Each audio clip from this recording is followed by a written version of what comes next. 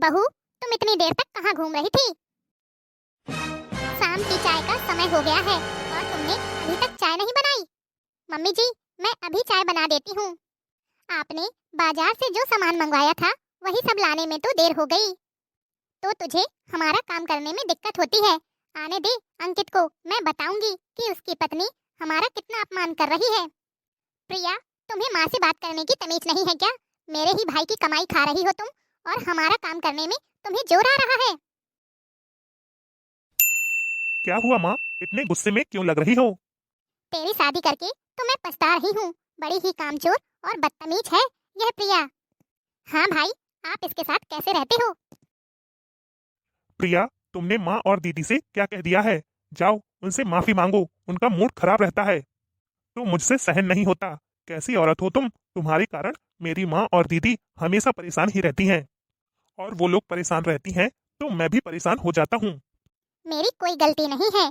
मैं तो सामान खरीदने के लिए बाजार गई थी और मैं जब वापस आई तो माँ और दीदी मुझे चाय बनाने के लिए कितना कुछ सुनाने लगी। मैंने कोई काम करने से मना थोड़ी ना किया है। देखो, तुम जब भी बोलती हो सब मुंह फुला लेते हैं। चलो दीदी और माँ से माफी मांग लो, और आगे से कोई कितना भी गलत करे चुप रहा करो, तभी मैं बेडरूम में तुम्हें प्यार कर पाऊंगा। लेकिन इसमें मेरी कोई गलती नहीं है। यह जानने के बावजूद भी तुम मुझसे माफी मांगने के लिए कह रहे हो, और ऊपर से मुझे यह भी बता रहे हो कि अगर मैं उनसे माफी मांगूंगी तभी तुम मुझे बेडरूम में प्यार करोगे। मैं कोई तुम्हारे प्यार के लिए मरी नहीं जा रही हूँ। मरी नहीं जा रही हो तो फिर मुझसे शिकायत क्यों करती हो? तुम कि मुझे प्यार नहीं करते हो, मेरे साथ समय नहीं बिताते हो। नहीं कहूंगी।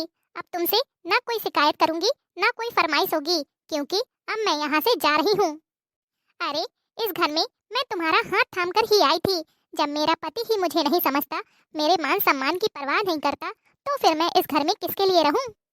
तुम्हारी दीदी और माँ के अत्याचार सहने के लिए, और फिर उनसे माफी मांगने के लिए। शादी के बाद तुम मेरी हो तो मुझे छोड़कर नहीं जा सकती। उसके बाद तुम्हें अपनाएगा कौन? तुम रहोगी कहाँ और खाओगी क्या? चुपचाप इस घर में पड़ी रहो। वाह अंकित वाह, अभी भी तुम मुझसे चुप रहने के लिए कह रहे हो। पत्नी सिर्फ सहती हुई अच्छी लगती है, कहती हुई क्यों नहीं? अब बात मेरे खाने पीने तक भी आ गई, तो चलो मैं भी तुम्हें तुम्हारे बिना जीकर ही दिखा दूंगी। मैं जा रही हूँ अंकित।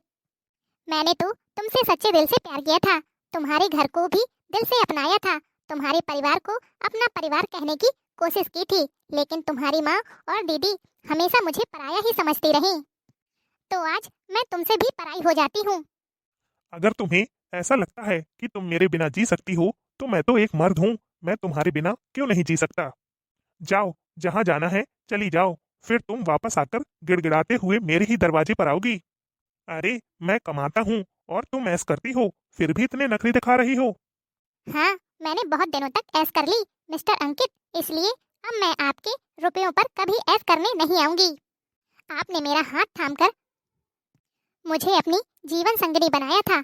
आपने मुझे इतने दिनों तक खिलाया पिलाया, तो कोई एहसान नहीं किया। और अगर फिर भी आपको ऐसा लग रहा है कि आपने मुझ पर एहसान किया है, तो चलो मैं भी तुम्हारा एहसान मानती हूँ। जाओ, अब मैं तुम्हारे साथ नहीं रहूंगी और तुम्हारे रुपयों का नुकसान नहीं होगा। अब मैं तुम्हारे रुपए पर ऐश नहीं करूंगी। लो, अगर तो देखो इसकी, एक बार हम लोगों से माफी नहीं मांग सकती। यहाँ बैठकर मुफ्त में खा रही थी, अब पता नहीं कहाँ कहाँ के धक्के खाने के लिए जा रही है। मैडम, कहाँ जाना है? क्या पता अब इस सफर का अंजाम कैसा होगा। स्टेशन ले चलो भैया। अच्छा ठीक है। अरे प्रिया बेटा, तुम? माँ, मेरी ननद और सास जब से घर में आई थी, तब से वह हम दोनों पति पत्नी के बीच में छोटी छोटी बातों में मनमुटाव पैदा करने की कोशिश कर रही थी। क्या? मैं तो समझती थी कि दामाद बाबू बहुत समझदार हैं, लेकिन उन्होंने यह सब ठीक नहीं किया। मगर बेटा, इस तरह तुम्हें अपना घर भी नहीं छोड़ना चाहिए था। ऐसा करने से तो तुम्हारी सास और ननद और भी ज्यादा खुश हो गई होंगी। तो मैं क्या करती माँ? जब मेरा पति ही मेरा साथ नहीं दे रहा था, तो मैं क्या कर सकती थी? देखो बेटी, तुम आराम से यहाँ रहो। जब तक दामाद बाबू को अपनी गलती का एहसास नहीं होता है, तब तक हम इंतजार करते हैं। दोस्तों, उधर अंकित की माँ और दीदी बहुत खुश थे कि अंकित ने उन लोगों का साथ दिया। अंकित की कमाई पर उसकी माँ ने पूरा अधिकार कर रखा था। वह अपनी मर्जी से बेहिसाब खर्च करती थी, अपने लिए और अपनी बेटी के लिए गहने बनवाती थी। अंकित बस कमाए जा रहा था, उसकी जिंदगी में अब कोई खुशी के पल नहीं आते थे। और फिर कुछ समय बाद अंकित को ग्लानि महसूस हुई कि उसने प्रिया के साथ अच्छा नहीं किया, लेकिन वह आगे बढ़कर उसे मना भी तो नहीं पा रहा था, क्योंकि फिर यही माँ और दीदी उसे ताने मारती कि तुम जोरू के गुलाम हो। फिर प्रिया इस घर में आती तो वही कहानी फिर से दोहराई जाती। अब उसमें इतनी हिम्मत नहीं थी कि वह अपनी माँ और दीदी से कह सके कि वह लोग गलत हैं। और एक दिन ऐसे ही अंकित तनाव में ऑफिस से घर आ रहा था। कार चलाते हुए उसका शरीर अचानक से पूरा पसीने में भीग गया। उसके दिल की धड़कनें तेज हो चुकी थीं। उसने एक साइड गाड़ी लगाई और कार का दरवाजा खोलकर वह जैसे ही बाहर निकला वैसे ही सड़क पर एक और लुढ़क गया। एक सब्जी वाला दौड़ते हुए आया उसके पास और कुछ लोगों ने उसकी मदद की और वे लोग अंकित को हॉस्पिटल ले गए।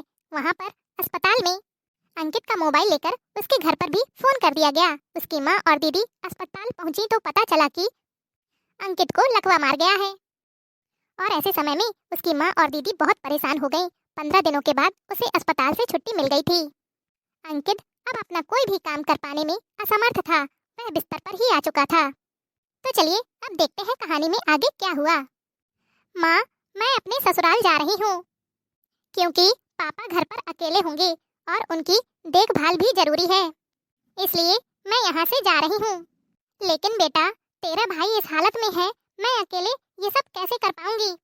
देखो माँ, अब ये सब तो तुम्हें ही देखना पड़ेगा। अगर आपको ज्यादा परेशानी हो तो आप एक नौकर रख लीजिए।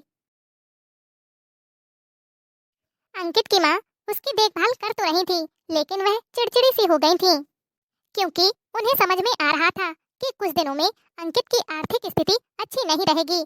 ऐसे में वह वहां पर रहकर अपनी जिंदगी एक मरीज की देखभाल में बेकार नहीं करना चाहती थी, क्योंकि वहां रहने से उनके घूमने फिरने पर पाबंदी सी लग गई थी।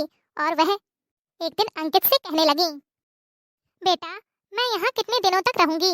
वहाँ तुम्हारे पापा का मन भी मेरे बिना नहीं लग रहा होगा, तो मैं वापस जाना चाहती हूँ। तुम एक काम करो, तुम प्रिया को कह दो कि वह वापस आ जाए, वह तुम्हारा ध्यान रख लेगी। माँ, तुम मुझे छोड़कर जा रही हो? मुझे भी अपने साथ लेकर चलो। देखो बेटा, वहाँ पर इतने अच्छे डॉक्टर और हॉस्पिटल नहीं है, तुम यहाँ पर रहकर अपना इलाज आराम से करवा सकते हो। तुम प्रिया को वापस बुला लो ना। लेकिन माँ, जो माँ मुझे अपनी पत्नी के खिलाफ भड़काती थी, आज उसे ही वापस बुलाने के लिए कह रही हैं। हेलो प्रिया। अंकित, तुम इस अवस्था में कैसे आ गए? तुमने मुझे कुछ बताया क्यों नहीं? बहू, अब तुम अपने पति को संभालो, मैं अपने पति के पास जाती हूँ। मुश्किल समय में मुझे समझ में आ गया है कि बुरे वक्त में मेरी पत्नी ही काम आई। माँ और दीदी तो केवल अच्छे वक्त में आकर मेरी कमाई पर मौज उड़ाती रह गईं थीं। मुझे माफ कर दो, मैंने गुस्से में तुमसे कह दिया था कि तुम मेरी कमाई पर ऐश कर रही हो। अब तुम्हें माफी मांगने की कोई जरूरत नहीं है, मैं सदा के लिए तुम्हारे साथ हूँ। पति पत्नी में छोटी मोटी बातें होती रहती हैं, लेकिन मुझे भी घर छोड़कर नहीं जाना चाहिए था, गलती मुझसे भी हुई थी। तुम्हारी कोई गलती नहीं थी, बात तुम्हारे आत्मसम्मान पर आ गई थी और मैं भी तो तुम्हारे खिलाफ खड़ा हो गया था, तो फिर तुम किसके साथ खड़ी रहती? मुझे माफ करके तुमने मुझे एक नई जिंदगी दी है। मैं अब जिंदगी भर तुम्हें खूब प्यार दूंगा और तुम्हारे सम्मान का ध्यान रखूंगा। दोस्तों, आपको आज की यह स्टोरी कैसी लगी? कमेंट बॉक्स में कमेंट करके जरूर बताइएगा। हमेशा जरूरी नहीं कि पति पत्नी के रिश्ते की गहराई को समझने के लिए पति या पत्नी में से कोई गंभीर बीमारी से ग्रस्त हो तभी यह बात समझ में आए। अगर जीवन साथी अच्छा है तो उसकी कद्र करिए, उसकी भावनाओं को समझिए और यदि कोई उनके साथ गलत करे तो उनका साथ दीजिए, क्योंकि अगर आपको सच्चा जीवन साथी मिला है तो जिंदगी भर वही आपका साथ देगा। बाकी सभी रिश्ते तो अनमोल होते ही हैं, लेकिन उम्र के एक पड़ाव के बाद जीवन साथी का ही साथ सबसे महत्वपूर्ण होता है। और यह बात जब तक समझ में आती है तब तक जीवन साथी इस दुनिया से चला जाता है या फिर उसके साथ रिश्ते ही इतने खराब हो गए होते हैं कि रिश्ते में पहले सी बात नहीं होती है। तो दोस्तों, आप अपने जीवन साथी के साथ उम्र के जिस पड़ाव पर भी हो, चाहे वह आपका रिश्ता कैसा भी हो, उसे मधुर बनाए रखने की कोशिश दोनों तरफ से होनी चाहिए। अगर आपको आज की यह स्टोरी अच्छी लगी हो तो वीडियो को लाइक और चैनल को सब्सक्राइब करना ना भूलें। तो चलिए फिर मिलेंगे आपसे अगले वीडियो में। तब तक के लिए खुश रहिए, अपना ख्याल रखिए और दूसरों को प्यार बांटिए।